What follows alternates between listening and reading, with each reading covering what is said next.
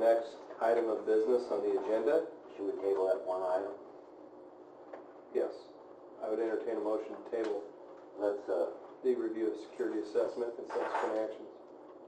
so Been moved by John, seconded by Russ. All in favor to table the subject, say aye. All opposed, same sign. The subject is tabled. Motion carries.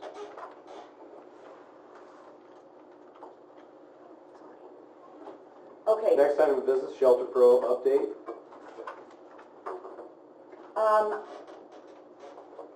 I'm not sure everybody's aware, but dog licensing came into my department last week, or I think starting last week. Yeah, November 1st. Excellent timing. Perfect. Part of what we're doing is that is moving in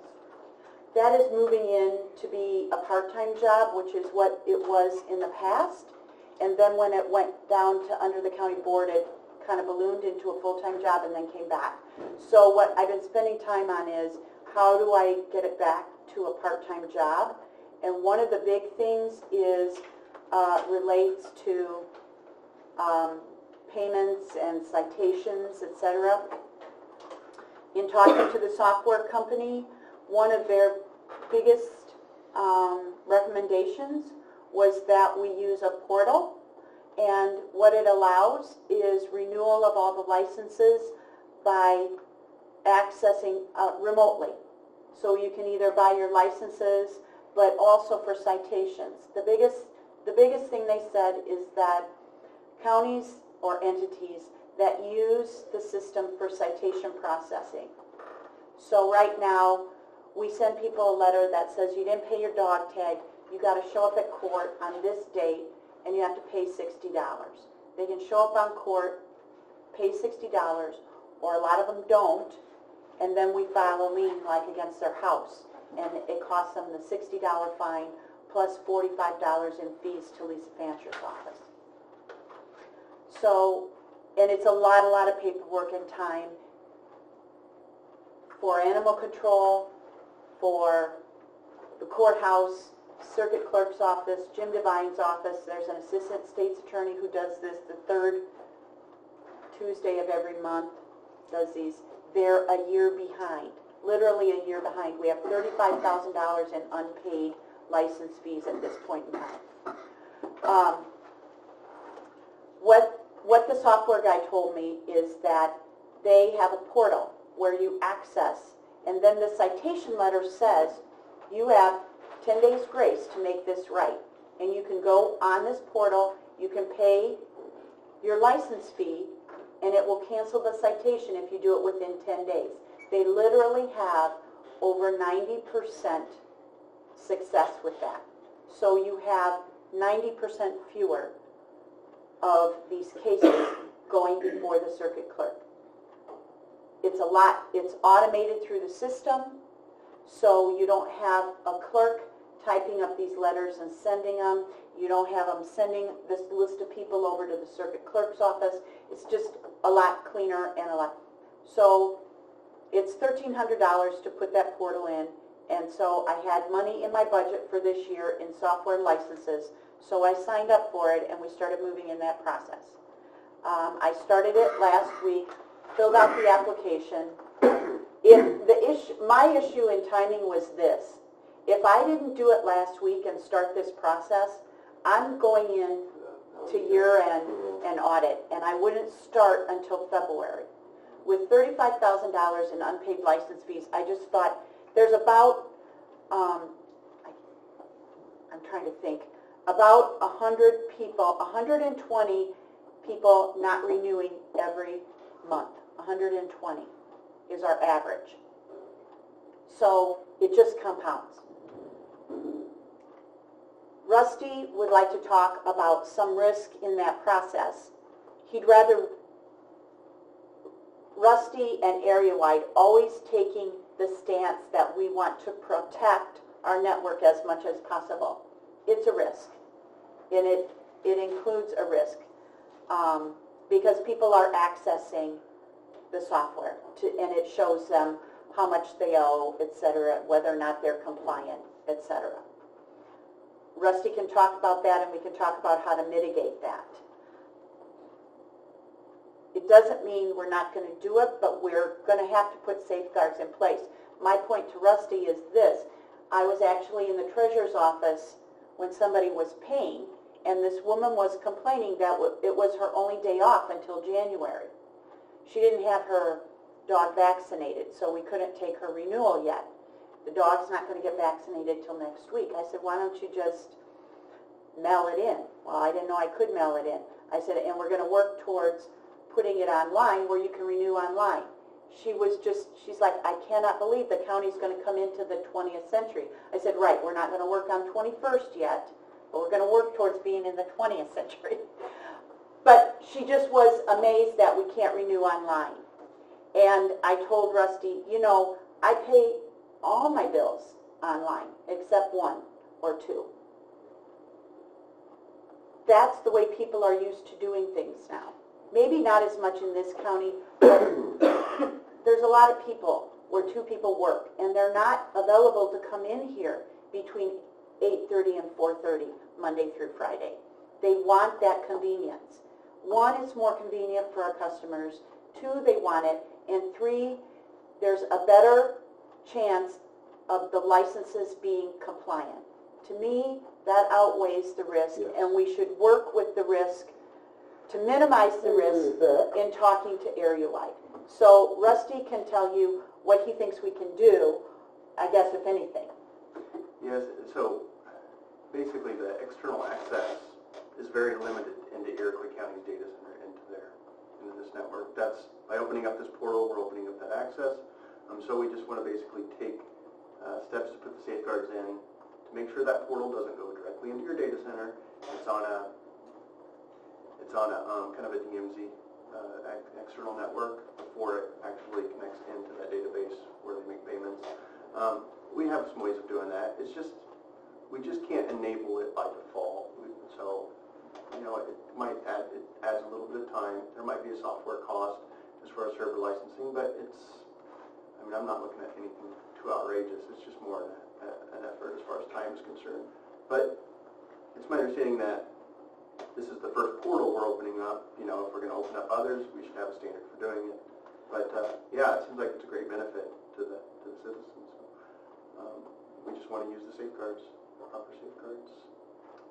So if I could excuse you a second, when we go back to this portal for this collection, was that like just giving up 15% or 10% or something?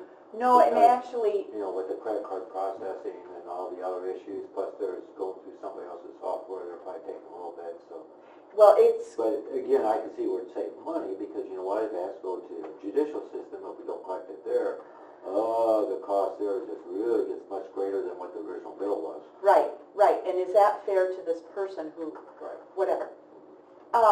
So the cost of the portal is $1,300 a year. It's a tiered, and if you have and it's based on the number of license tags you have, and we have 6,500 valid licenses in our dog licensing system, and under 10,000 is the minimum, and that's $1,300 a year. The fees, the credit card processing fees, that's all paid by the user. We get 100% of our license fees. Oh, I see. So they all have a transaction fee on top for using the portal. And that's customary. Yes, it is You customary. renew your driver's license for your Yeah, right. registration in Illinois, you have to pay the Right, cost. right. There's even more than the credit card fee. I think there's a user. I think so. I mean, we're not talking about any of that. Maybe they're recovering like the portal fee or whatever, and we're not asking for that. Can we do that too? If we spread that out amongst?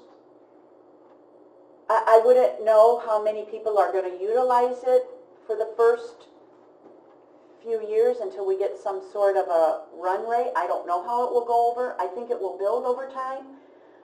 But we don't know what our total cost is either based on No. security I mean, implementation, issues. my estimate when I put it together is about $1,600 at this point, $1,300, and I'm anticipating $300 in some area-wide time. It could be more than that, and it sounds like it will be more than that. I've got like I said, I've got $15,000 in unused software license fees in the current year, so that's another reason I'm trying to push to get this done in November. And that's not an unfair charge, because they could always walk in here and pay it. Correct, correct.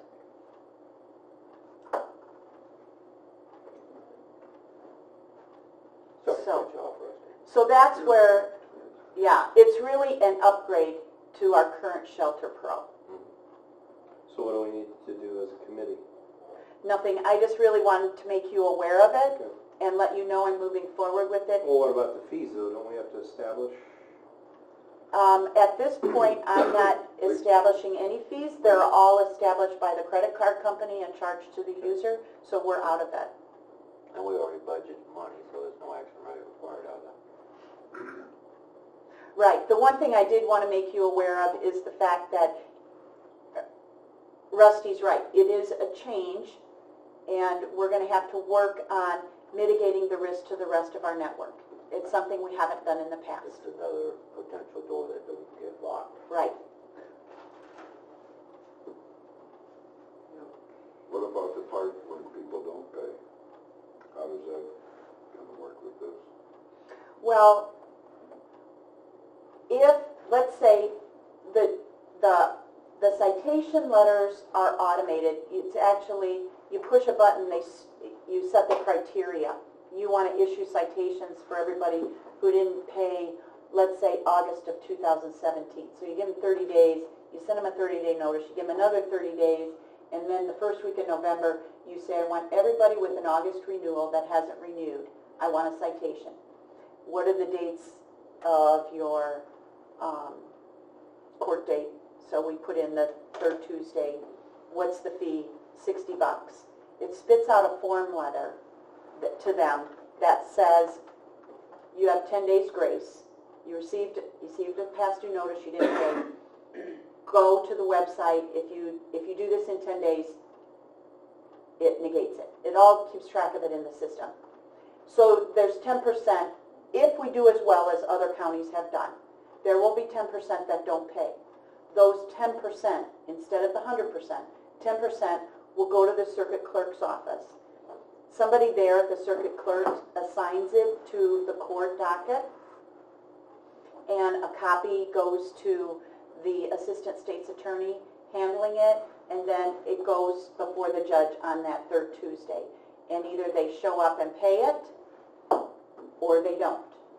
Okay, that's part of where I was getting at, because in view of what occurred earlier this morning, my interest here would be that all of this conforms with what's in the code book, because there's quite a detailed description in the code book as to the process for handling all this. And as long as we conform to that, that's great. But if we don't, maybe if we have to change the code book or whatever we have to do, maybe we need to be aware of it, that's all. Right away, the first day that it came over, I had Lisa Hines and the assistant state's attorney come over and talk through the process with me. And I would say that the assistant state's attorney who handles the dogs is quite knowledgeable. She right away said yes to this, yes, this is all big improvements. She took a bunch of the paperwork and our ordinances with her. She seemed pretty well versed and pretty concerned with mapping out a process. She did say that she will document the process that each of us will be responsible for to ensure that we're compliant. So I understand, and it sounds great, just as long as it agrees with the code book that we don't have more stuff like we had this morning.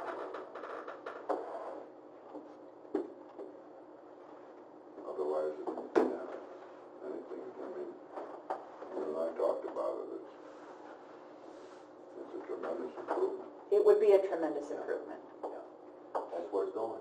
Right.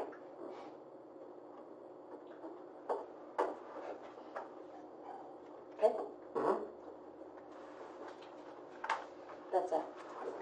That would all be good. Are there any other IT issues we need to talk about today? Hearing none, any old business to come before the committee? Any new business to come before the committee?